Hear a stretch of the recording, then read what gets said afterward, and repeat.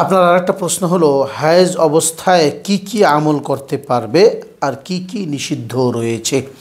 আমরা তিরমিজি শরীফের 131 নম্বর হাদিস থেকে স্পষ্টভাবেই আমরা বিষয়টা খুঁজে পাই।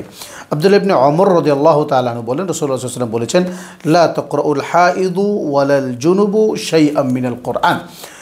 একজন হায়েজ অথবা গোসল ফরজকারী কোনো পুরুষ তিনি কোরআনে কারীম থেকে সামান্য কিছু পড়বে না।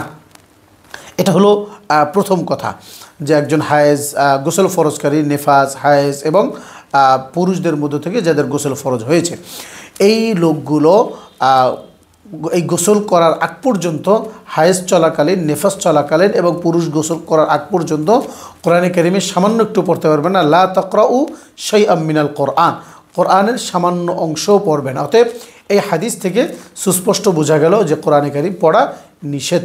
যেখানে পড়া নিষেধ সেখানে স্পর্শ করা তো আরও নিষেধ। যেখানে অজু ছাড়া পড়া যাচ্ছে অথচ ধরা যাচ্ছে না, আর এখানে পড়াই যাচ্ছে না, তাহলে ধরা তো আরও যাবে না, স্পষ্টই বোঝা যায়। সুতরাং প্রথম কথা হলো কোরআনে কারীম পড়তে পারবে না। দ্বিতীয় হলো নামাজ পড়তে পারবে না। তৃতীয় হলো মসজিদে প্রবেশ করতে পারবে না, বা যে কোনো মসজিদে। এবং চতুর্থ হলো যে বাইতুল্লাহ তওয়াফ করতে পারবে না। সর্বমোট 4টা আমল। 1 নম্বর হলো কোরআনে কারীম পড়তে পারবে না, দ্বিতীয় হলো কোরআনে কারীম স্পর্শ করতে পারবে না, তৃতীয় হলো নামাজ পড়তে পারবে না, চতুর্থ হলো মসজিদে প্রবেশ করতে পারবে না, পঞ্চম হলো মক্কা শরীফ তওয়াফ করতে পারবে না। যে কোনো মসজিদের ক্ষেত্রে ঢুকতে পারবে না।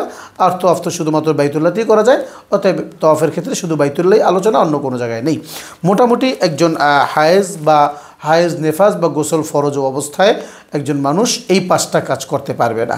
আশা করি আপনি আপনার উত্তর পেয়েছেন।